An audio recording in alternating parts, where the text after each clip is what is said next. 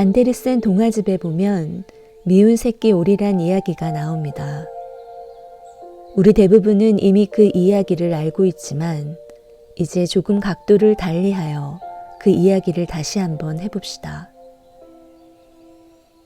어찌된 영문인진 모르지만 백조알 하나가 이제 막 부화를 기다리는 몇 개의 오리알들 사이에 끼어 있었고, 어미 오리는 그것도 모른 채 새끼 오리들이 알을 깨고 나오기를 기다리며 사랑스러이 알들을 품고 있었습니다.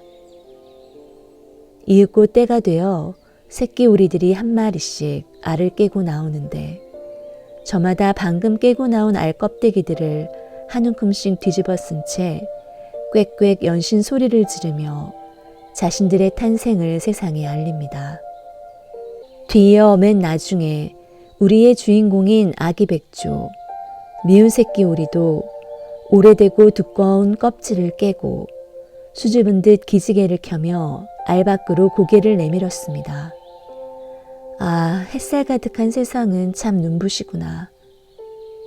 그런데 그때 그의 눈에 가장 먼저 들어온 것은 따뜻하고 사랑스러운 눈길로 자신의 뒤늦은 탄생을 내려다보고 있는 어미 오리와 자신보다 조금 먼저 알을 깨고 나와 뒤뚱뒤뚱 작은 날개를 파닥이며 서로 장난을 치고 있는 새끼 오리들의 모습이었습니다.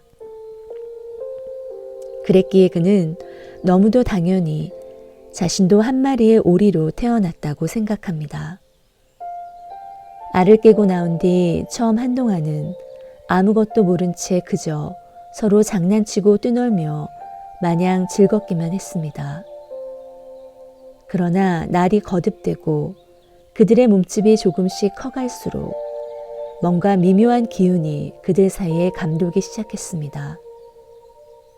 뭔가가 좀 이상해진 것입니다. 서로 다르다는 느낌이랄까? 원래 백조는 오리보다 몸집이 크고 빛깔도 희며 목과 다리도 길고 서로 닮지 않은 점이 많습니다. 그러한 차이가 그들의 몸집이 커가면서 더 구체적이고 분명하게 그들 사이에 드러난 겁니다. 그러면서 조금씩 미운 새끼 오리는 그들로부터, 그리고 다른 이웃 오리들로부터 심한 따돌림과 놀림을 받게 됩니다. 이 애는 어쩌면 이렇게 클까? 다른 아이들과는 조금도 닮지 않았구나.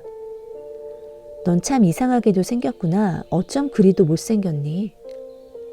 이 녀석은 너무 크고 홍축해. 저 새끼 오리는 도대체 무슨 꼴이람? 저렇게 못생긴 놈은 우리 가문의 수치야. 너같이 못생긴 녀석은 차라리 고양이한테 잡아먹히는 게 나아. 차라리 어디 먼 곳에라도 가버렸으면 좋겠어. 모두들 그렇게 말하며 그를 미워했습니다. 심지어 어떤 녀석은 미운 새끼 오리와 함께 있다는 것만으로도 스스로의 모욕감을 못 견디겠다는 듯 갑자기 달려들어 그의 목을 물어뜯기도 했는데, 그러한 일들은 날이 갈수록 심해져 갔습니다. 불쌍한 미운 새끼 오리는 어찌할 바를 몰랐습니다. 자신이 얼마나 못생겼으면 모두들 이렇게 미워할까 하고 생각하니 한없이 슬퍼지기만 했습니다. 어릴 때의 그 맑고 천진하던 얼굴엔 점차 웃음이 사라져갔고 온갖 어두운 그늘이 그 자리를 대신했습니다. 아, 나는 왜 이렇게 못났을까? 나도 오리이건만 왜 난 이 모양일까? 아무리 봐도 자신이 싫었습니다. 무엇 하나 제대로 된 것이 없고 걸음조차 제대로 오리 걸음으로 걷지 못하는 자신이 한없이 미워지기만 했습니다. 덩치는 또 왜 이리 크며 온몸을 뒤덮고 있는 깃털은 다른 오리들처럼 노랗지 않고 왜 이리 보기 싫도록 희기만 한 것인지, 또한 하늘을 찌를 듯 높이 솟아있는 기다란 목은 그저 징그럽기만 했습니다. 그렇게 자신이 싫어질수록 그런 못난 모습으로 자신을 낳은 엄마가 원망스러웠고, 모두에게 미움을 받으며 살아갈 수밖에 없는 자신의 삶과 운명이 저주스럽기만 했습니다. 아무리 주위를 둘러보아도 미운 새끼 우리에게는 모든 것이 다만 자신이 불구자임을 증거하는 것들밖에 없었던 것입니다. 그 고통과 자기 환멸, 그리고 깊디 깊은 절망감 속에서 미운 새끼 우리는 얼마나 온전한 오리가 되고 싶어 안달했으며 얼마나 그것을 위해 몸부림쳤던 것인지, 오리처럼 몸집을 작게 하여 그들과 같이 되어보려 얼마나 자주 단식을 했으며 음식을 먹을 땐 무엇보다도 덩치를 키우지 않기 위해 얼마나 주의 깊게 절제하며 음식을 가려 먹었던지, 또한 오리처럼 걷기 위해 그들의 보폭과 걸을 때의 뒤뚱거리는 자세를 세심하게 관찰하여 한 걸음 한 걸음 발을 뗄 때마다 보폭과 뒤뚱거림을 정확히 맞추어 걷기 위해 얼마나 자주 넘어지며 연습하고 또 연습했던지, 그리고 오리에 비하면 아뜩할 만큼 긴 목을 그들처럼 짧게 해보려고 온몸에, 특히 목과 날개 부위에 힘을 주고 얼마나 오므리고 또 오므렸던지, 그래도 여기까지는 간절하고 애틋한 마음으로 노력한 보람이 있어 제대로 되어가는 것 같았지만 온몸을 뒤덮고 있어 누가 보더라도 한눈에 드러나 버리는 희디 흰 깃털은 어찌할 수 있을까요? 생각다 못한 미운 새끼 우리는 어느 날 걷기 연습을 하다 우연히 보아둔 호수곁 진흙 구덩이에 들어가 몇 날 며칠을 뒹굴고 또 뒹굴었습니다. 혹시라도 자신의 보기 싫은 흰 깃털이 오리처럼 노랗게 될까 싶어서. 뿐만 아니라 오리와 같은 목소리의 톤을 내기 위해 아프도록 입을 쩍쩍 벌리며 발성 연습을 한 게 얼마이며, 잠드는 순간까지도 오리들을 의식하며 그들과 같은 모습으로 잠들기 위해 얼마나 많은 밤을 주눅들며 가슴 졸여야 했던지, 그는 자신이 받았던 깊디 깊은 상처와 절망만큼이나 처절히 온전한 오리가 되기 위해 몸부림쳤습니다. 그래, 조금만 더, 조금만 더 라고 외치며. 정말이지 처음 한동안은 진짜 오리가 된 것 같기도 했고, 그 우쭐한 기분에 때로는 그들 앞에 보란듯 으스대며 나서보기도 했습니다. 그런 중에도 가끔씩은 설핏설핏 아직 오리가 되기엔 부족한 자신의 모습들이 보이기도 했지만, 그것은 뭐 조금만 더 노력하면 될 일이기에 마침내 자유할 수 있는 날이 곧 올 것만 같았습니다. 그리하여 나도 한 마리의 온전한 오리로 살아갈 수 있으리라. 그리고 그때 나의 이 모든 고통도 끝나리라 생각했습니다. 그런데 이상하게도 날이 가면 갈수록 그 일은 자꾸만 더 힘겹고 어려워져만 갔고, 어떤 때는 아무리 마음을 모으려 애를 써도 조금의 진척이 없는 때도 있었습니다. 그리고 그런 날이 자꾸 반복될수록 이번에는 그 많은 노력과 간절함에도 불구하고 선뜻 오리가 되지 못하는 자신이 한없이 밉고 환멸스럽기까지 했으며, 오리가 되는 길이 그저 아득히 멀게만 느껴지기도 했습니다.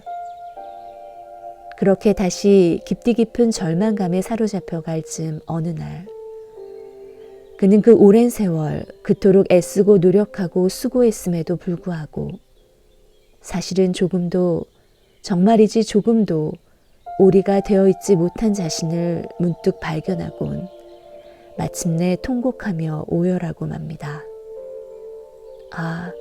난 지금껏 단 한 발짝도 나아가지 못했구나. 조금도 오리가 되지 못했구나.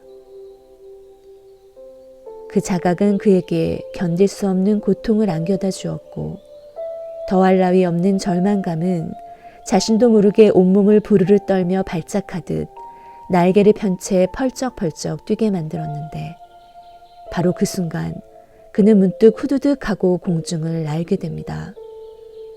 지금까지 단 한 번도 자신은 오리가 아니라는 생각을 해본 적이 없기에 그것은 너무나 놀랍고도 뜻밖의 일이었습니다. 아, 내가 날다니, 내가 날 수 있다니. 바로 그 순간 전혀 다른 세계가 갑자기 그의 앞에 펼쳐져 버린 것입니다. 미운 새끼 우리는 그때 비로소 알게 됩니다. 자신은 오리가 아니라는 것을.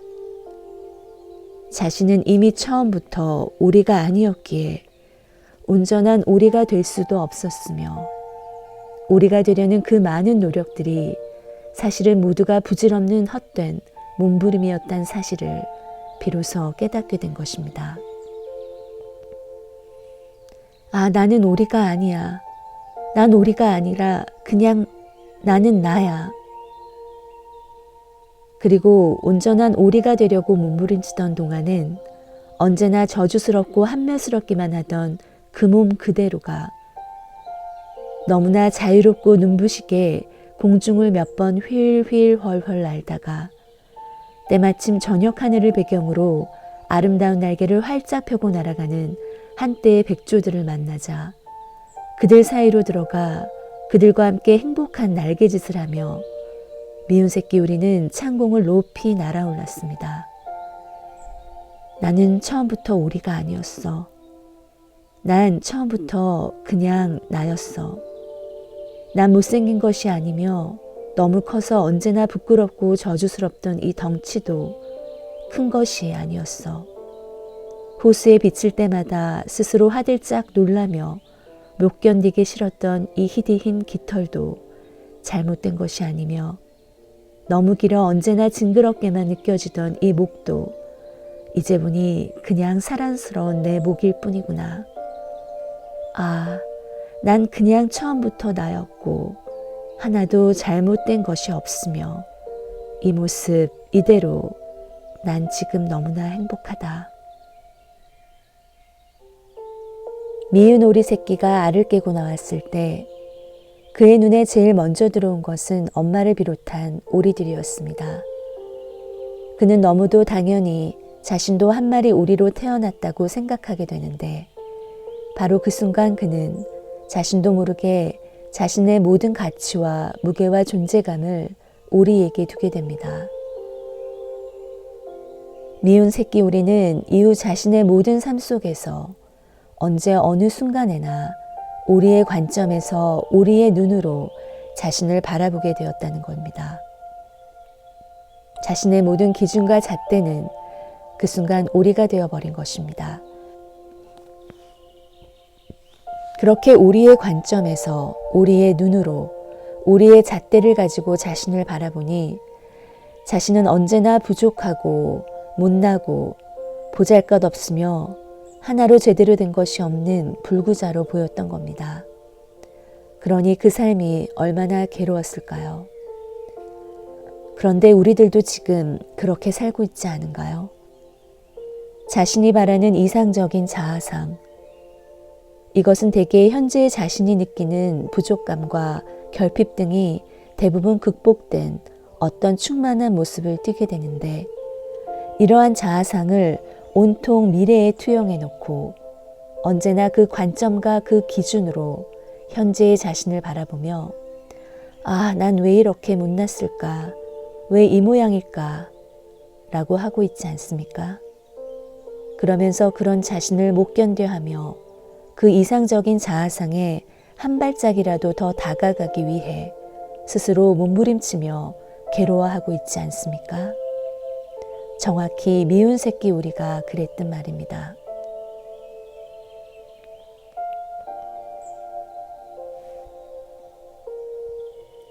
미운 오리 새끼는 마침내 자유하게 되는데 과연 그 자유라는 것이 미운 새끼 오리가 생각했던 것처럼 온전한 오리가 됨으로써 비롯되었습니까? 그렇긴커녕 자신을 바라보는 눈 하나가 달라짐으로써 그렇게 되지 않았습니까? 그는 언제나 자신도 모르게 오리의 관점에서 오리의 잣대를 가지고 자신을 바라보았고 그 때문에 온전한 오리가 되어 있지 못한 자신이 언제나 괴로웠습니다. 그러다 문득 우리의 관점에서 자신을 바라보는 것이 아니라 자신을 그냥 자신으로서 바라보게 되면서 미운 새끼 우리는 갑자기 자유하게 된 것입니다. 그가 그토록 자신의 못남을 못 견뎌하며 괴로워할 때에도 그 몸은 여전히 그 몸이었고, 그렇게 행복하게 날개를 펴고 아름답게 날아오를 때에도 그 몸은 여전히 그 몸이었습니다. 미운 새끼 우리의 몸은 처음부터 그 몸 그대로 아무런 변화가 없었습니다. 그런데 오직 자신을 바라보는 눈 하나가 달라지니 조금 전까지 온갖 고통과 괴로움으로 가득하던 그 몸 그대로 그는 지극한 행복과 자유를 누리게 된 것입니다. 깨달음이라는 것도 마찬가지입니다. 우리는 언제나 자신을 부족하고 못난 존재라 여기고 끊임없이 스스로 힘겨워하며 자기로부터의 해방을 갈망하는데, 그러나 그 부족하고 못난 존재라고 하는 자기 규정과 판단 자체는 이미 자신이 바라는 미래의 자아상에서 현재의 자신을 바라보고 있기 때문에 비롯된 겁니다. 그러나 우리의 관점과 기준에서 자신을 바라보지 않고 오직 자신을 자신으로서 바라보았을 때 미운 새끼 우리에겐 처음부터 아무런 문제가 없었듯 미래의 보다 완전한 자아상이라는 관점과 기준에서 자신을 바라보지 않고 다만 현재를 현재로서 보면 현재는 부족하지 않으며 거기에 중생이라는 것도 없습니다. 그와 같이 우리는 깨달음이랄까 자기로부터의 해방을 향하는 그 처음부터 이미 우리 자신을 크게 잘못 보고 있는 것입니다. 우린 묶여 있지 않습니다. 우리는 구속되어 있지 않으며 따라서 깨달아야 할 무엇도 해방해야 할 그 무엇도 없습니다. 우리는 삶의 단 한순간도 진정으로 자기 자신에게 뿌리를 내리지 못한 채 서성이고 망설이고 주저하며 언제나 내면 깊은 곳에서는 두리번거리고 있지 않습니까? 그 머뭇거리고 망설이며 늘 손님 같고 녹아내리는 얼음 같으며 다듬어지지 않고 텅 빈 듯하며 한데 뒤섞인 탁한 물과도 같은 그 보잘것없는 모습들이 낱낱이 미묘현명한 도라고 노자는 말합니다. 그러니 따로 구하지 말고 그냥 거기 있으십시오.